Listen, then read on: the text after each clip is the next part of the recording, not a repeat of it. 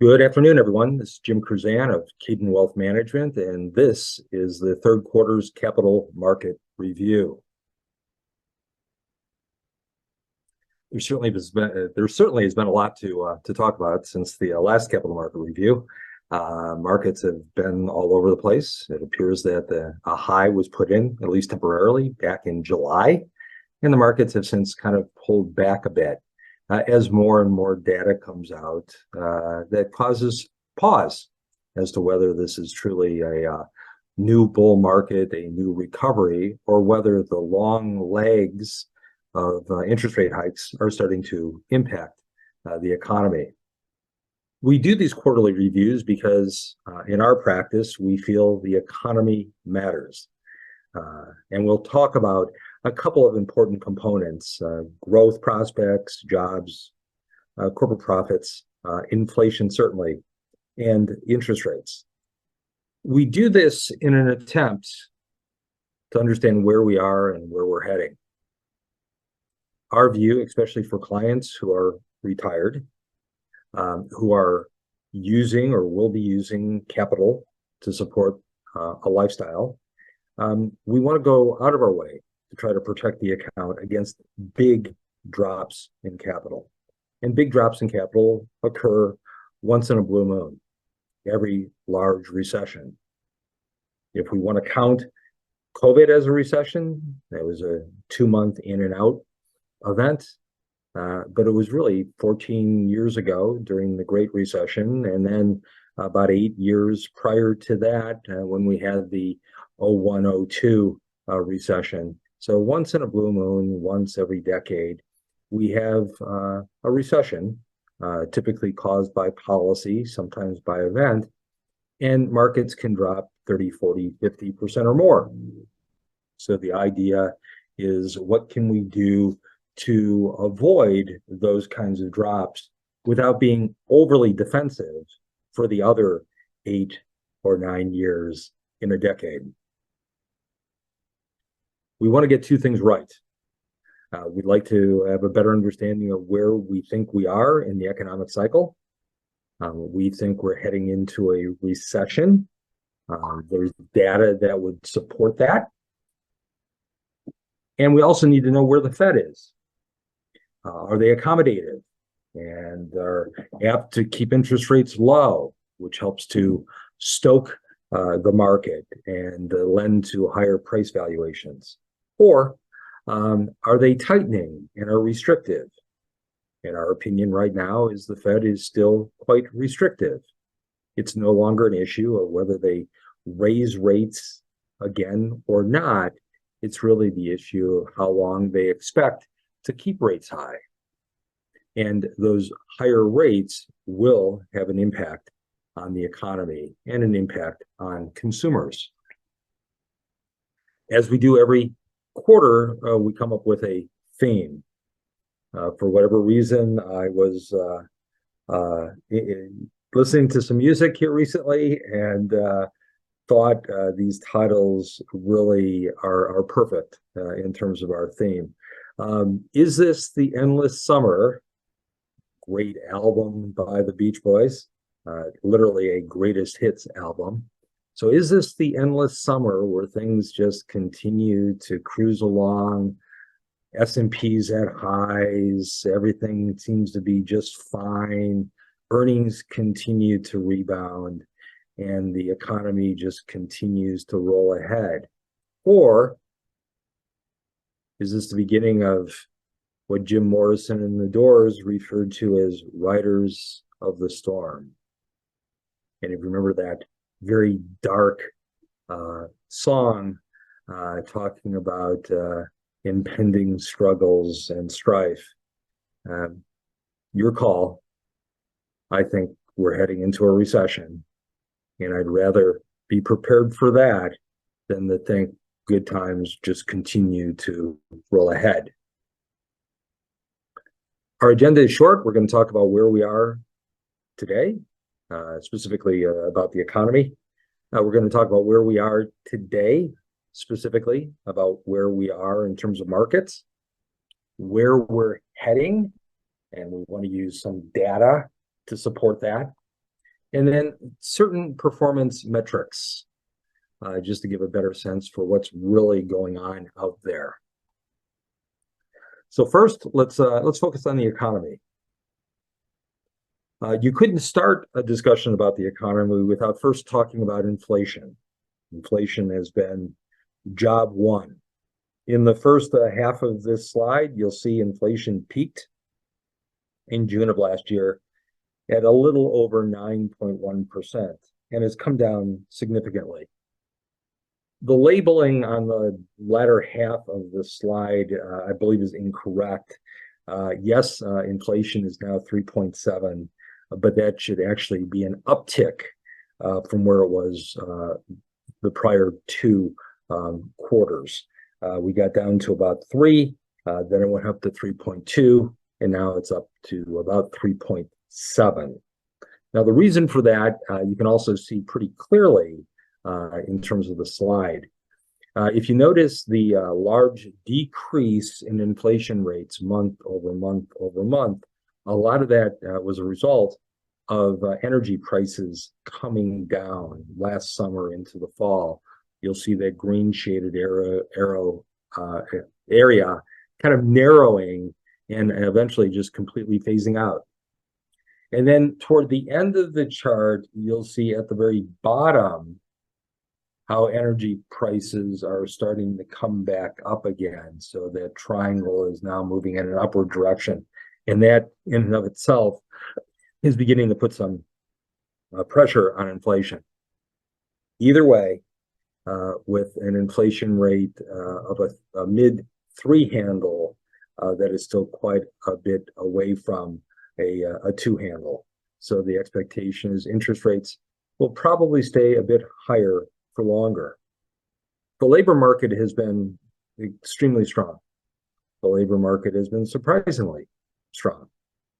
A lot of that, I think, is working out of the weirdness that we had because of COVID. Money being pumped into the economy, people starting to work from home, lots of job change. But things are certainly beginning to settle down, and we are beginning to see cracks. That large chart to the left, the JOLTS chart, and JOLTS is an abbreviation for job opening and labor turnover. It goes up when there's more job openings than people losing jobs or leaving jobs.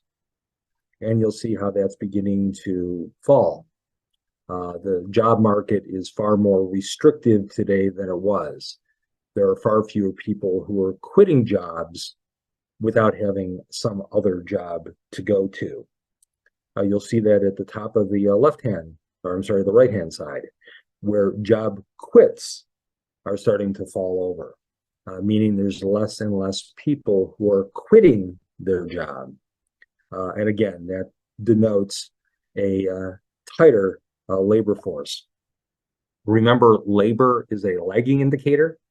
It generally doesn't accelerate until we're in a recession. It is not a predictive indicator as to the health of the economy as it relates to recessions. Typically, at the very start of any recession, the unemployment rate is extremely low, and it's only in a recession that the unemployment rate increases dramatically. The other thing that has been a huge boon to the market and the economy has been consumer spending, both from home using Amazon and home delivery services. And then earlier this year, revenge travel. We were cooped up for so long, now we're going out. And it became kind of a YOLO event. You only live once.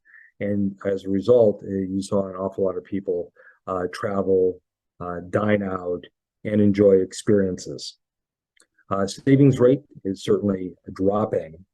If you look at the right-hand side and you look at the upper chart, household excess savings, that whole blue shaded area was the incredible amount of savings that was pumped into folks' savings and checking accounts as a result of all the free money that kind of rained down on the economy from Wall Street.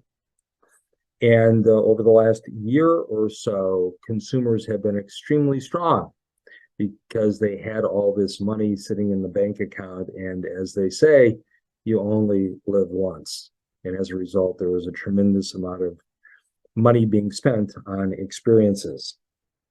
We're at a point today where that excess savings is now nearly zero. By the way, this is tracked by the Federal Reserve of San Francisco. Interestingly enough, the other slide just below that talks about an increase in consumer credit cards. You'll see that there's been a huge increase in the amount of credit outstanding. We now have over $1 trillion in outstanding debt. This slide is a little bit it's a little bit difficult to read. It doesn't show the total amount of debt, but rather percentage of disposable income, because interest rates have been so low. But as interest rates start to rise, that number progressively goes higher. To date, the amount of debt on credit cards is at a record high of over $1 trillion. And the other interesting factoid is that since just before the pandemic, so that would be 2019, the credit card industry has issued out 70 million new credit cards. These are not replacing old credit cards. These are new credit account charge accounts, 70 million new ones from just 4 years ago. So with interest rates rising, this has a stress, creates some strain on the economy. Oil is kind of interesting. It's bounced all over the place. It was as high as $114 or so earlier this year, dropped to about $90 as of September, currently about 88. A lot of the noise around oil right now has everything to do with what's happening in Israel. But the really interesting slide kind of dictates where the trend may be, and that's the slide at the bottom left-hand side. If you look at supply, which effectively is inventories, and that's the gray line, it has dropped significantly. We've spent down half of our strategic oil reserve, so there's a good chance we're not using any more of it to counterbalance oil prices. And since the spend down, we have replaced 3 million barrels, which is effectively 1% of the oil that we turned loose on our economy. So inventories are down quite a bit. On top of that, rig counts are down as well. So we may have a little bit of a supply squeeze, and oil could go higher. If that happens, that may have an impact as to just how long interest rates may stay as high as they are, because obviously it will, as we saw before, it contributes to the bottom line in terms of inflation. So where are we with respect to the market?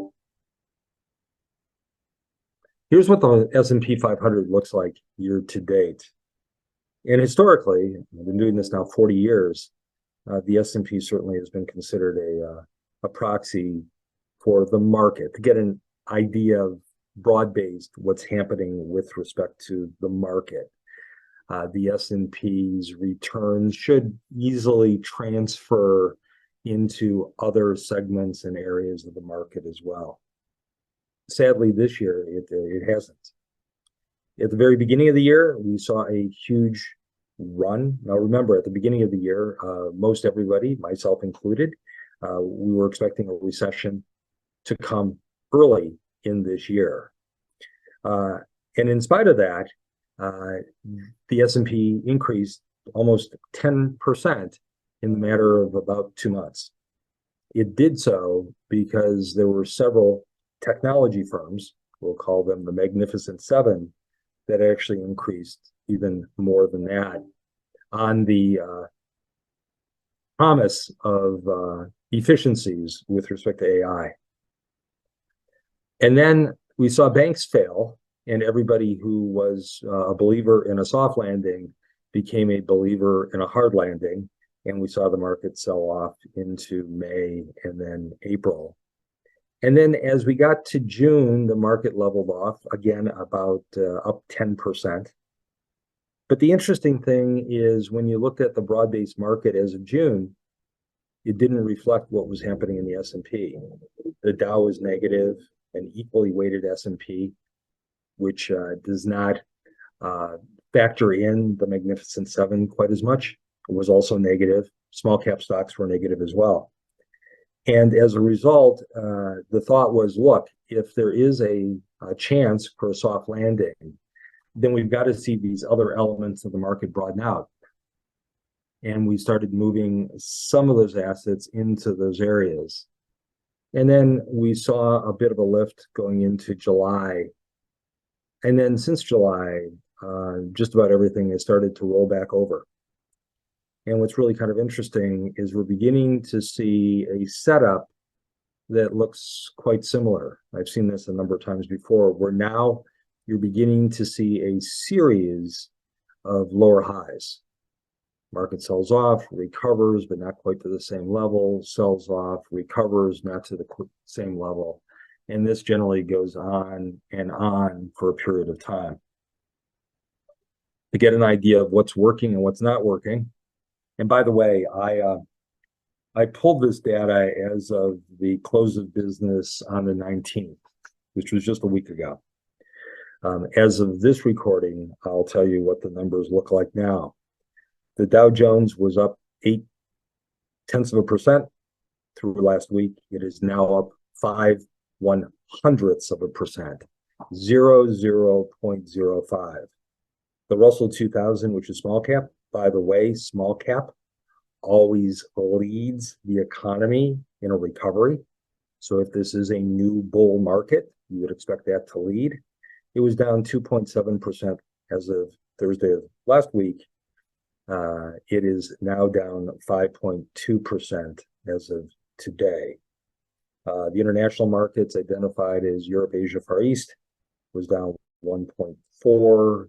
Up 1.4 on the year. It is up 0.8.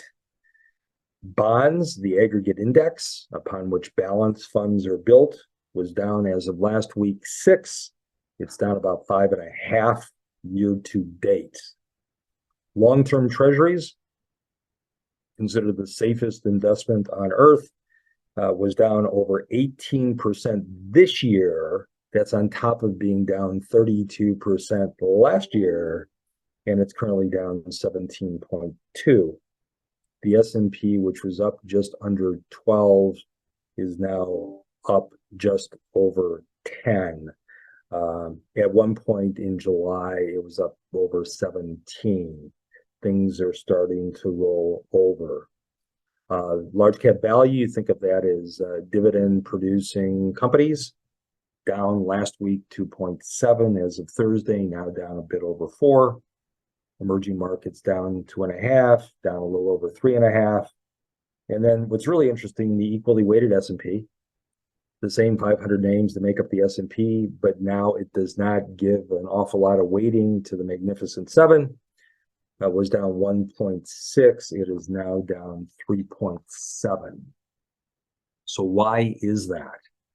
Well, it's really because of this. The first chart on the left talks about the top 10 stocks by market value and what their PE ratios look like today versus the broad-based market.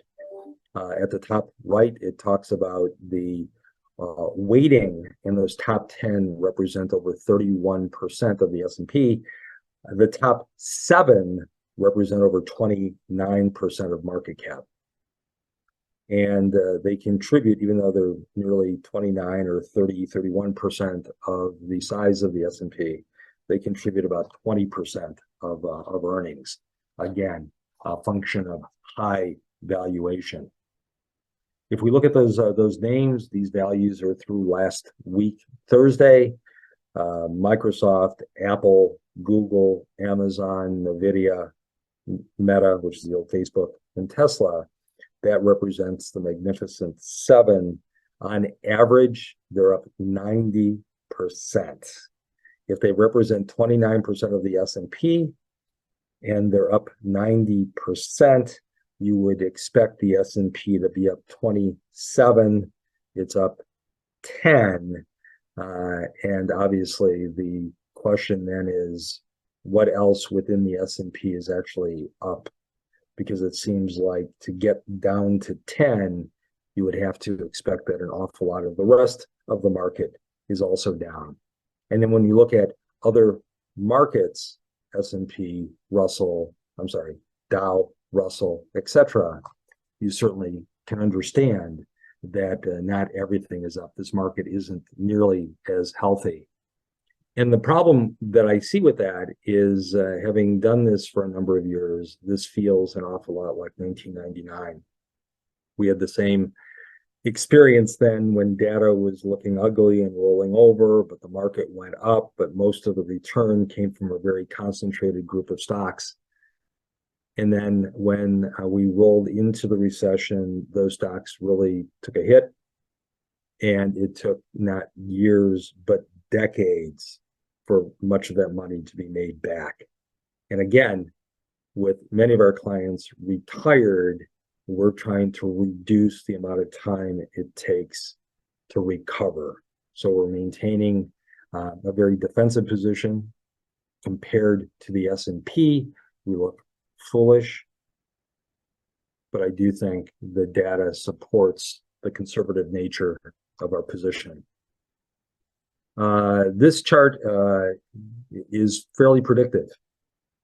Historically, over the last 60 some years, it's been able to predict recessions. Predict in the sense that one is coming, not that we'll get it on such and such a date. The way this works is, of the 12 economic indicators, if we get to a point where we have 7 which are negative, that would be 7 red X's. Usually with high probability, we'll see a recession inside of the next 12 months. As you look through the months, you'll notice that September of last year, we had 6 red X's. By December of last year, we now had 8. So we're just now approximately a year into that shift. What's interesting is, if you go back 2 years ago, 2021, portfolios looked a whole lot different. There was no reason to be defensive. All the data looked strong. Leading economic indicators were strong. Interest rates were 0. There really was no bother about inflation, and the Fed was accommodating with quantitative easing. Portfolios were far more aggressively positioned, much more heavily weighted toward equities. And then slowly but surely, over the last year plus, the portfolio has gotten progressively more defensive. Now, if you consider it was 24 months ago since everything was all green, and there are 12 monthly data points, that's 264 unique monthly data points. In that full 2-year period, there isn't a single one, not a single monthly data point that has improved. There isn't a red that became yellow or a yellow that became green. Another reason to potentially stay a bit more defensive. This was updated through September, so it's only 2 or 3 weeks old.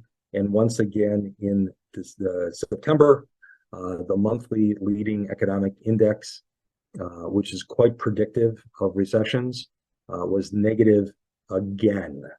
It dropped further, 18 months now consecutively in a row. If you look at the green bars that you'll see vertically, those represent the last 3 recessions. The width represents the length of the recession. You'll see we had the one following 01. The middle of the page would be the great financial crisis. The third would be the COVID, in and out of that in a matter of 2 months. The blue line that you see running across the page is year-over-year change in leading economic index. You'll see how it's dropped quite a bit, ticked up a little bit, tick it back down. It's negative again and has remained negative for the better part of a year and a half. What's really interesting is there's a high degree of correlation between the drop that we've seen in leading economic indices, the index, and a recession. Isn't it interesting that anytime you see a drop like this, eventually there's a recession? That first recession to the far left represented a 52% drop in the market. The second represented a 56% drop in the market. And the third represented a 38% drop in the market, and probably would have been worse if it wasn't for the fact that it was met with nearly $10 trillion of spending. Notice how the leading economic index and year-over-year GDP soared off the bottom. That, unfortunately, is part of our problem today, working through those excesses. This actually breaks down those leading economic indices, and you'll see highlighted in blue the change over a 6-month period, 3.4%. Again, we're looking at this data. There is some predictive nature to it. This chart goes back to 1960, actually the 1960 recession. We've had 9 recessions since then. All 9 are represented by those gray vertical lines. And you'll notice that in every single case, when the leading economic index elicits a drop, much like the one we're experiencing now, we see a recession. There is no exception. A soft landing occurred in 1960. It still led to a market drop. But if you notice in 1960, there wasn't much of a drop in the leading economic index. It just stalled. It stopped advancing. Clearly, what we've seen so far over the last 2 years is quite a bit different than what we experienced in 1960. And then if we look at the inset, it talks about the change in leading economic index month over month, the last 24 months, and certainly the last 17 or 18 months, each month being worse than the month before. I'm not going to spend a lot of time on this. This is the yield curve. As we know, the yield curve inverted last fall. It also is very predictive. When the yield curve inverts, we typically see a recession inside of 14 months. We just recently passed month number 12. But really, if you look at the inversion, so if you consider the horizontal line, anything below that line would indicate that the yield on a 2-year is higher than the yield on a 10, which is not normal. That's an inversion. So anytime that blue line breaks below that black horizontal line, the yield curve inverts. It reflates when the yield curve breaks back above that line. But you'll notice that not only is the inverted yield curve predictive, but we usually get a recession not on the inversion, but once it goes back to normal. And lately, the yield curve has been starting to flatten out. It's going back to normal. It's not going back to normal because the Fed is cutting interest rates at the short end. It's going back to normal because bond traders are pushing up the yield at the long end. And they're doing that because of concern over borrowing and debt cost. Again, that's the S&P, and I wanted you to just simply look at the last part of that slide where you got this series of kind of lower highs. This represents what the market looked like during the great financial crisis. And you'll see from peak to trough, the market dropped about 56%. But if you notice on the way down, it started very much the same way. Market's about 7% off of its current high. quite a bit more than that off of its high from a year ago, but you're starting to see this pattern of lower highs. This represents the S&P during the 2001, 2002 recession. It was a 52% drop. And as you'll see, we saw a very similar pattern. And this is the NASDAQ over the same period. So the portfolio that we use with many of our retired clients is something we call dynamic global balanced. We're really trying to protect the account and protect the account through a market cycle. It's impossible to protect the account or post any type of comparative numbers in a calendar year. And the reason for that is recessions don't happen necessarily in calendar years. What I'm more interested in is what was the peak, what was the trough, and how did the portfolio function? Over time, we've continued to tweak it, de-risk the portfolio, etc. Just to give you an idea of what that sort of looks like, and I just picked the relative high in July through, I think it was the relative low. Actually, the low now exceeds the low as of October 3rd. But at that point, the S&P was 7.7% off its high. That was over that 3-month period, or I guess that's 2-month period. Over a 1-month period, it was down 6. The NASDAQ was down nearly 8 and 5. The Barclays Ag was down 4 to 5. And the portfolio that has a lot of our clients' retirement savings was down 2.7 from July, 1.1 from August. If you look at the last 10 trading days, that's 2 weeks from the 19th, which is when I composed this. Markets were all down, portfolio was up a little over 0.5%. And over the last 5 trading days, again through the 19th, market was down as well, across the board about 2%, and we were actually up 0.5%. I feel very confident that if we see a large drop, typical drop during a recession would suggest another 25+% from here. Whenever that happens, I think the portfolio comes out of this thing very well. As far as relative performance, again, I'm not happy with the fact that the portfolio is down this year. Part of it is we use some inverse funds that really helped last year and helped to protect the downside. That's why the account's quite stable here when this market is starting to sell off. But it hasn't helped when the market goes up because of 7 large technology names. A very unhealthy and kind of weird environment. But if you look at a global balanced account defined as 40% S&P, 25% international, and then 35% bond, a 65-35, and you look at performance from its peak, which would have been late fall 2021, that account in a managed situation where there would be management fees over that year and 3/4, the account would be down about 18.08. We're down a little over 16 as of this recording. So we're holding up a little bit better, but we want to hold up a whole lot better. And we do that it should this market continue to drop. If at some point the data turns positive, if the leading economic indicators start to turn the other way, we will consider the allocation and certainly consider positioning. But at this time, the most difficult thing is patience.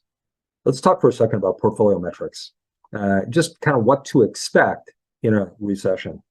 And this shows how long it takes to get to the bottom of a recession and how long it takes to bounce back. And you'll see it certainly varies. But what you'll find is usually the longer the time it takes to go into and through a recession to recession bottom, the longer it takes to recover. And that's just mathematics. If the account goes down as a typical account would go down in a recession, and let's say we bottom out 35% below where we started. Again, 2 of the last 3 recessions, the market dropped over 50. A balanced account would have dropped 30 something. What that means is you've got 65% of the assets that you started with. And if in that first year we have an extraordinary recovery, call that an increase of 30%, you're still 15% below what you started. And it'll take another year or so to dig out of that. Conversely, if we end up with a drop of 10% from peak to trough, and we have 90% of our assets available, and we enjoy the same 30% lift, we now have 17% more assets than what we originally started with. And we're on the bigger and better things. We're not denying experiences, and we're enjoying a better, healthier retirement. And that's what we're hoping to accomplish. If you look at stock performance after recessions, 1 year out, S&P is typically up high teens, small cap up mid 30s.